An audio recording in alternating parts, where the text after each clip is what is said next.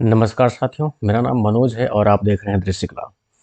दृश्य कला के सेशन में आज हम लोग जो बात करने वाले हैं, वो आंध्र सातवाहन के काल में जो कुछ कलाकृतियाँ बनी हुई हैं, उनके बारे में हम लोग बात करेंगे। जैसे कि उसमें मुख्य रूप से अमरावती का स्तूप रहेगा और उसके बाद जो है नागार्जुन कोंडा का स्तूप रहेगा। तो इससे पहले हम लोग जो चर्चा किए हैं, शुंगकालीन कलाओं पर चर्चा किए हैं, उनके बारे में विधिवत चर्चा किए हैं। आज हम लोग जो बात करने वाले हैं वो आंध्र सातवाहन काल के बारे में चर्चा करेंगे। आंध्र सातवाहन काल, ध्यान दीजिएगा कि आंध्र सातवाहन काल, इनका जो शासन एरिया था ये दक्षिण भारत के आंध्र प्रदेश में था। शायद इसीलिए जो है आंध्र लगा हुआ है यहाँ पर। तो ये जो है इनके बारे में थोड़ा सा बैकग्राउंड थोड़ा जानने की कोशिश करते हैं। कोशिश करिएगा थोड़ा सा याद रखने का कि जो जिस समय जो है उत्तर भारत के मध्य भाग में और पूर्वी भाग में शुंग शासकों ने अपना कार्यभार संभाला था, या फिर उनमें अपने समय में जो स्कल्पचर्स के काम करवा रहे थे, तोरण द्वारों का काम करवा रहे थे, स्तूपों में जीर्णोद्धार करवा रहे थे, ठीक इसी के समकालीन जो है दक्षिण भारत में आंध्र शासकों ने भी अपना कार्य जारी रखा था। ध्यान दीजिएगा इस बात को। तो इनका जो समय था टोटली 200 ईसा पूर्व से लेकर के 300 ईस्वी तक। ध्यान दीजिएगा, बहुत लंबे समय तक ये जो है ये लोग चले हुए हैं। तो सेकंड सेंचुरी ईसा पूर्व में हमारा उत्तर भारत में, यानी कि मध्य वाले भाग और पूर्वी वाले भाग में शुंगों ने भी लगभग एंट्री कर चुके थे, और उसी के समकालीन जो है दक्षिण में जो है आंध्र शासकों ने भी एंट्री कर चुके थे अपने काम के मामले में। उसके बाद एक दूसरा दृष्टिकोण से देखते हैं, अभी आगे जो हम लोग चर्चा करने वाले हैं, जो कुषाण लोग आए हुए थे, यानी कि हम कह सकते हैं कि जो आंध्र सातवाहन लोग थे, ये दो कालों के समकालीन थे। एक तो आप जो है उत्तरी भारत के समय में जो कुषाण लोग ने, एक मथुरा और गांधार के समय में जो लोग काम कर रहे थे, उसके भी समकालीन थे आंध्र सातवाहन काल लोग। और दूसरा जो है शुंगों के भी समय में थे। ध्यान दीजिएगा कि शुंग ने तो 72 ईसा पूर्व तक उनका विशेष, उसके आगे कोई समय काल नहीं चला है, लेकिन इनका जो समय काल है देख रहे हैं यहाँ तक पूरा बढ़ा हुआ है, 300 एडी तक, मतलब इस ईस्वी तक इनका पूरा समय काल चलता है। आइए जो है थोड़ा सा इनके बारे में कुछ मुख्य बिंदु पर बात करते हैं। ये लोग जो है दक्षिण भारत में थे। ध्यान दीजिएगा, दक्षिण भारत में एक राज्य है जिसका नाम है आंध्र प्रदेश। आंध्र प्रदेश में मुख्य रूप से एक जिला है जिसका नाम है गुंटूर। गुंटूर जिला, इनके काम को जो है यहीं पर मुख्य रूप से देख सकते हैं। तो एक तो ये बात हो गया, थोड़ा सा इनके एरिया को जो इंडिकेट करता है, इसकी बात होगी। दूसरा बात यह है कि इन शासकों ने, ध्यान दीजिएगा, इन शासकों ने अशोककालीन बौद्ध स्तूपों का जीर्णोद्धार कराया, ठीक वैसे ही जैसे कि शुंगों ने जो है जीर्णोद्धार करवाया था सांची व भरहुत के। थोड़ा सा एक बार फिर से चर्चा हो जाए, जिस तरह से अशोक के स्तूपों का जीर्णोद्धार शुंगों ने जो है भरहुत और सांची में करवाया था, ठीक उसी प्रकार जो है दक्षिण भारत में आंध्र शासकों ने जो है ये अमरावती स्तूपों का जीर्णोद्धार व फिर विकास कराया था। इस बात को थोड़ा याद रखिएगा।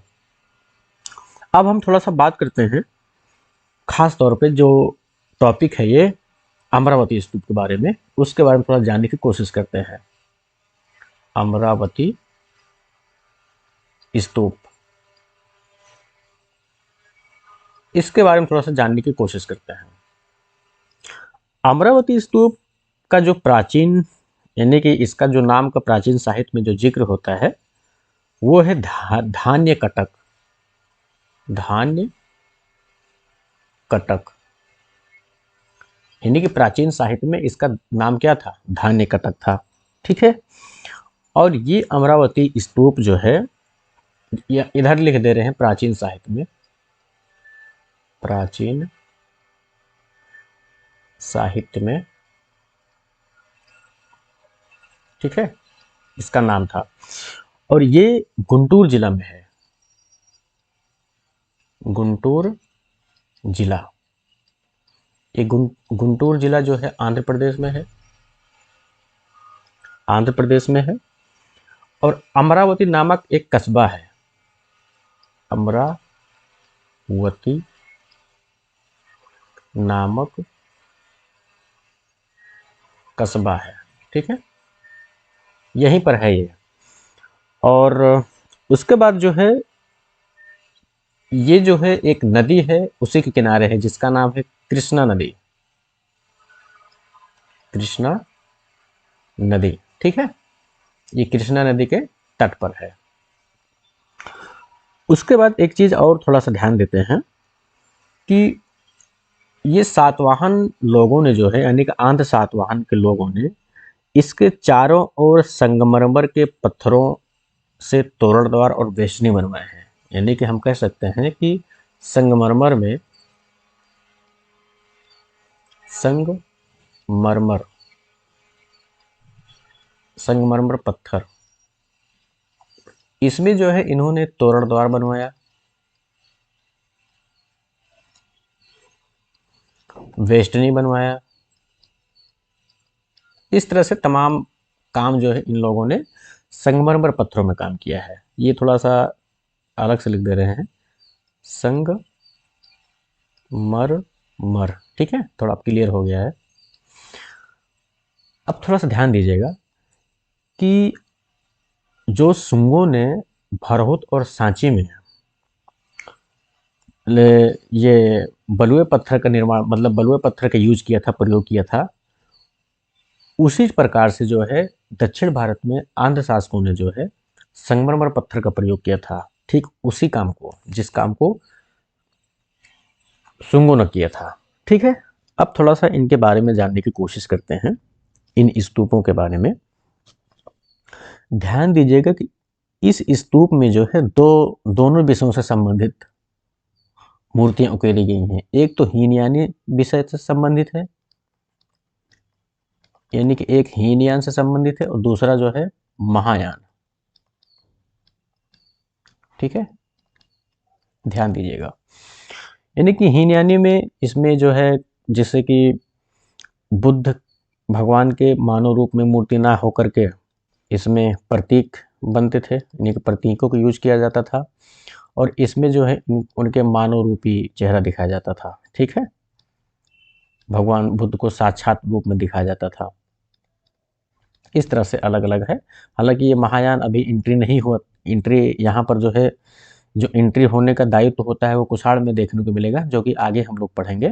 थोड़ा सा इसके बारे में देखते हैं, क्योंकि ये महायान यहाँ पर जो एंट्री हुआ है, ये आपको बताया ही हूँ कि कुषाण के समकालीन था ये। तो फिर जब मथुरा से जो है पहली बुद्ध की मूर्ति प्रारंभ मतलब मिलती है, तब वहाँ से जो है ये शुरू हो जाता है, हाँ, मतलब कि महायान जो है लागू हो जाता है, जो कि जो है कुषाण शासक कनिष्क का देन होता है। तो अभी आगे हम लोग पढ़ेंगे, फिलहाल थोड़ा इसके बारे में ध्यान देते हैं, नहीं तो भटक जाएंगे हम लोग। ये तो रहा विषय की बात, यानी कि यहाँ पर जो भी मूर्तियाँ मिली हुई हैं, यानी इन दोनों विषयों से संबंधित मूर्तियाँ मिली हुई हैं, हीनयान और महायान संबंधित। अब उसके बाद थोड़ा एक चीज़ और ध्यान देने योग्य है कि मूर्तियाँ जो है ना, वो सांची व भरहुत की अपेक्षा अधिक गहराई में खोदी गई हैं। यहाँ की मूर्तियाँ यानी कि अधिक गहराई में खोदी गई हैं, अधिक गहराई में खोदी गई हैं। किसके अपेक्षा? सांची व भरहुत की अपेक्षा, भरहुत की अपेक्षा, ठीक है। एक चीज तो ये हो गया इनकी खास विशेषता। दूसरी विशेषता ये है कि इनकी जो मूर्तियां थी उनमें रोमन प्रभाव था, रोमन प्रभाव। किस पर? मूर्तियों पर, ठीक है। ये जो है अमरावती स्तूप के बारे में बात हो रहा है, थोड़ा ध्यान दीजिएगा। उसके बाद जो है मूर्तियां जो है अधिक बारीक में बनाई गई हैं, अधिक बारीक में,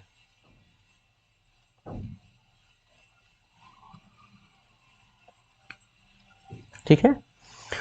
उसके साथ साथ जो है बहुत भीड़ भाड़ वाली आकृतियां बनाई गई हैं, यानी कि जो आकृतियों का निर्माण हुआ है उसमें, यानी जिस जिस पट्टिका पर, पैनल पर जो भी काम हुए हैं, बहुत भीड़ भाड़ मतलब तरीके से बनाया गया है, भीड़ भाड़ वाले तरीके से। ठीक है, मतलब जैसे भरौत और सांची में बहुत कम भीड़ भाड़ देखने को मिलेगा, लेकिन यहाँ जो है इस तरह से ज़्यादा देखने को मिलेगा, अधिक कंजेस्टेड है, मतलब जिसको कहते हैं सघन में है। अब थोड़ा सा संबंधित देख लेते हैं कि इससे संबंधित कौन कौन से मूर्ति शिल्पियां हैं। मान लीजिए यहाँ लिख देते हैं प्रमुख शिल्प उदाहरण। चलिए यहीं लिख देते हैं प्रमुख शिल्प उदाहरण। अब देखिए इसमें कौन कौन से हैं। इसमें मुख्य मुख्य रूप से नाम लेंगे, जैसे कि एक का नाम है राजकुमार सिद्धार्थ को एक पागल हाथी पर सवार होते हुए दिखाया गया है। यानी कि ऐसे शॉर्टकट में लिखते हैं, राजकुमार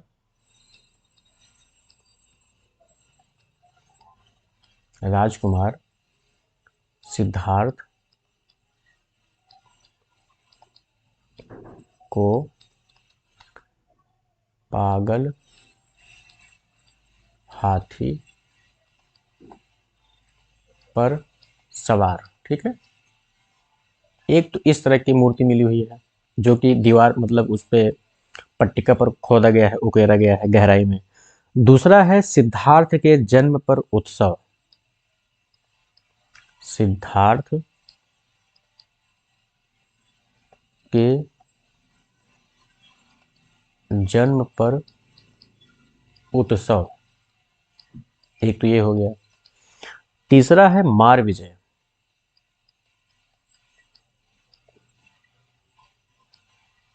ठीक है, अरे वही जो मार का आक्रमण है वही मार विजय है। उसके बाद जो अगला है वो है नागों की पूजा। नागों की पूजा। इसके अलावा चक्र पूजा है, चक्र पूजा। और चरण चिन्हों की पूजा, चरण चिन्हों की पूजा।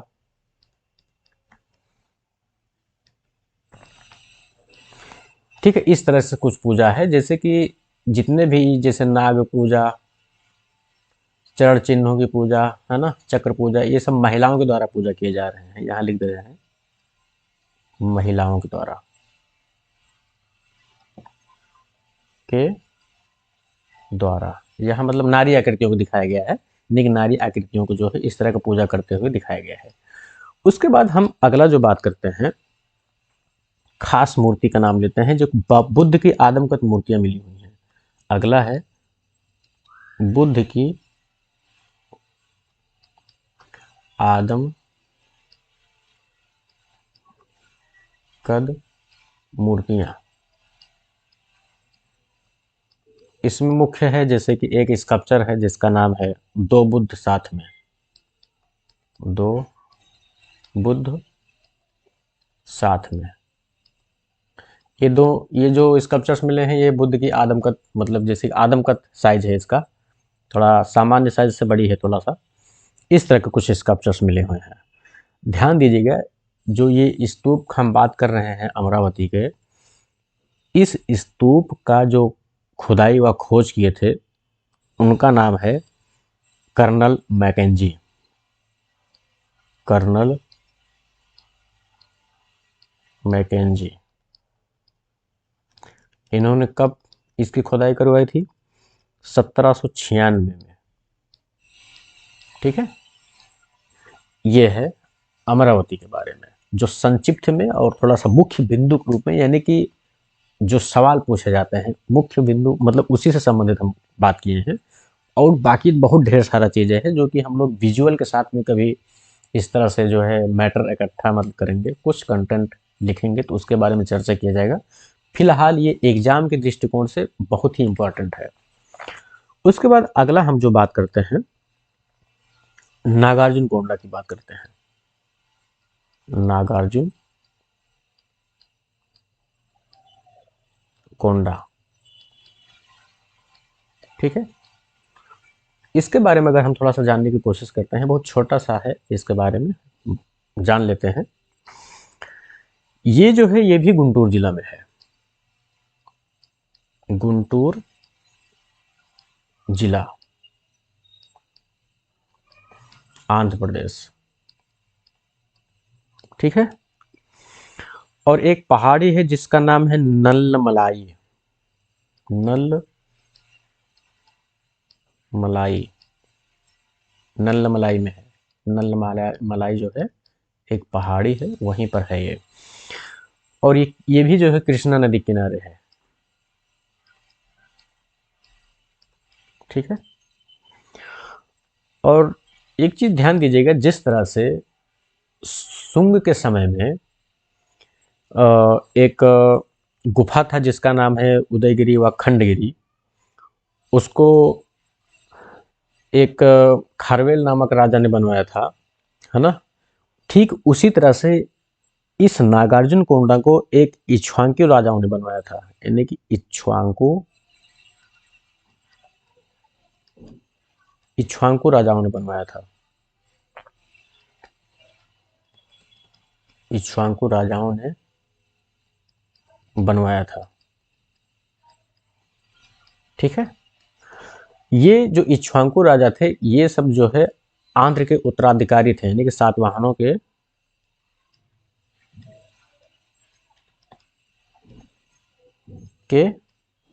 उत्तराधिकारी थे।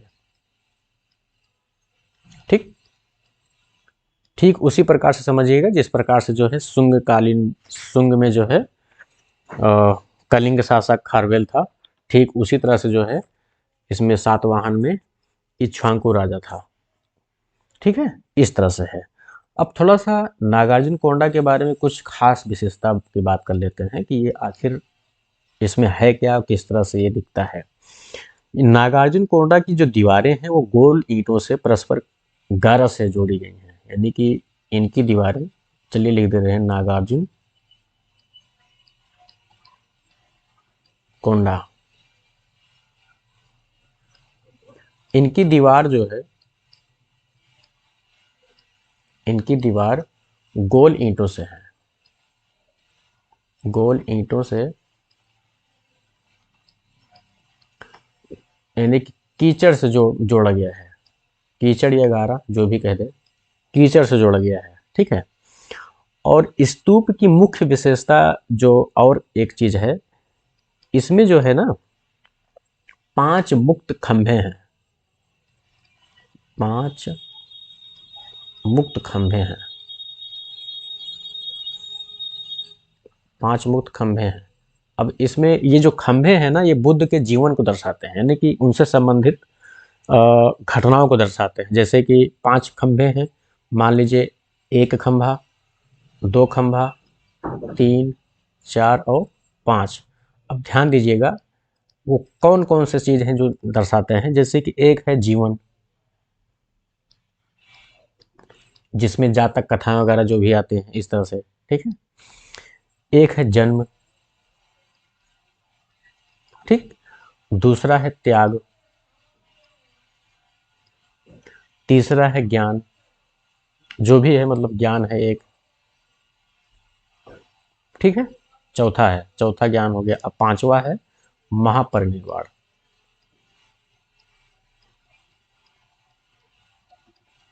इस तरह से है। ठीक।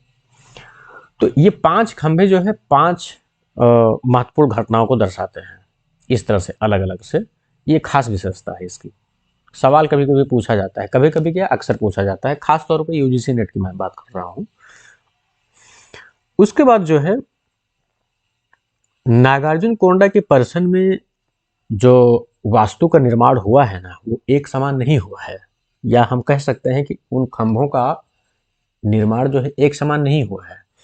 कोई कोई छोटा है तो कोई कोई बड़ा है, यानी कि छोटा बड़ा बनाया गया है, छोटा बड़ा। ठीक है। छोटा बड़ा खंभा लिख दे रहे हैं, याद रखिए छोटे बड़े खंभे हैं। तो कोई कोई ईंटों में खंभे बने हैं, तो कोई जो है पत्थरों में भी है, यानी कि दोनों में बने हैं। ठीक है। पत्थरों में भी, इस तरह से मतलब अलग अलग तरीके के बने हुए हैं। और इस नागार्जुन कोंडा स्तूप का जो मुख्य यानी कि प्रवेश द्वार है वो पूरब की तरफ है, पूरब की तरफ।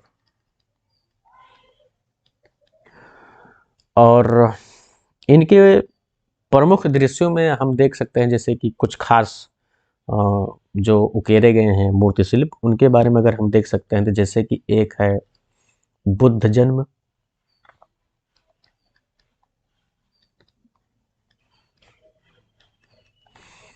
दूसरा है महाभिनिष्क्रमण,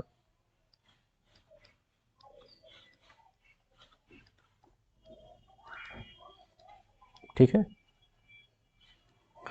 और तीसरा है धर्म चक्र परिवर्तन,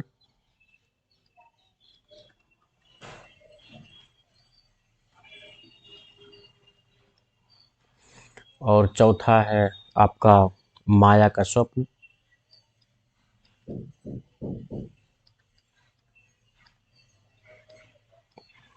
और एक और है पांचवा जिसका नाम है मार विजय। ये कुछ खास मूर्तियां हैं, और भी ढेर सारी हैं, यानी कि जो ये सवाल पूछे जाते हैं उन्हीं को मैं उठाया हूँ। और ध्यान दीजिएगा कि ये लगभग लगभग मैं जितने भी पॉइंट की मैं बात किया हूँ यहाँ पर, वो सारे के सारे पॉइंट कहीं न कहीं परीक्षाओं में पूछे गए हैं, इसलिए मैं उनको कलेक्ट करके फिर उनको अपने तरीके से सेट करके तब मैं जा कर के एक कंपोजिशन बना करके यहाँ आप लोगों के सामने पेश किया हूँ। तो थोड़ा सा इस पे थोड़ा विचार करिएगा। उसके बाद जो है एक चीज़ और लास्ट में जो ध्यान देने योग्य है, नागार्जुन कोंडा स्तूप की अगर हम खोज व खुदाई की अगर हम बात करते हैं, तो इसकी खुदाई व खोज 1926 में एक व्यक्ति थे जिनका नाम है लांग हर्स्ट, लांग हर्स्ट, इन्होंने ही जो है 1926 में इसकी खुदाई व खोज करवाई थी। चलिए, खोज या खुदाई, ये तो रहे आपके सातवाहन कालीन कला जिसको बोलते हैं, यानी कि मुख्य रूप से इसमें जो है हम नागार्जुन कोंडा और ये आपका अमरावती के बारे में पढ़ते हैं। अब इसके बाद हम लोग जो पढ़ेंगे वो कुषाण कालीन कला को पढ़ेंगे ठीक ठाक तरीके से। हालांकि ठीक ठाक तरीके से सारा चीज़ चल रहा है, लेकिन ठीक ठाक तरीके से आप लोगों का सहयोग नहीं हो पा रहा है। अभी तक तो मैं नहीं बोला हूँ, लेकिन थोड़ा सा बोलना पड़ रहा है। देखिए, बहुत ये जो मैटर मैं लाता हूँ, इधर उधर से जो क्वेश्चन पूछे जाते हैं उनमें से मैं ढूंढ के लाता हूँ, फिर उनको एक सहेज के रखता हूँ, तब मैं आप लोग के सामने पेश करता हूँ। तो थोड़ा सा आप लोग का भी एक सहयोग चाहिए, साथ चाहिए। इसमें कोई फीस नहीं है, कुछ भी नहीं करने की ज़रूरत होता है। ज़रूरत ये होता है कि कुछ ना कुछ तो आप शेयर कर सकते हैं। शेयर करने के साथ साथ अगर सब्सक्राइब करेंगे, थोड़ा सा लाइक करेंगे, कमेंट भी करेंगे, उसमें एक घंटी होती है उसको थोड़ा सा दबा भी देंगे, तो वही उतना फीस होता है, वो फ्री में होता है। इतने में भी अगर आप लोग को समस्या हो रही है तो ये आपकी समस्या है। बाकी हमारा जो काम है, हमारा डायरी पूरा हो रहा है, हम अपना काम कर रहे हैं, करते रहेंगे। आप लोग अगर अच्छा लग रहा है तो देखते रहिएगा, और नहीं अच्छा लग रहा है तो कोई इसके लिए ज़बरदस्ती नहीं है। चलिए, अगले अगले वीडियो हम लोग मिलते हैं इसी के साथ। धन्यवाद।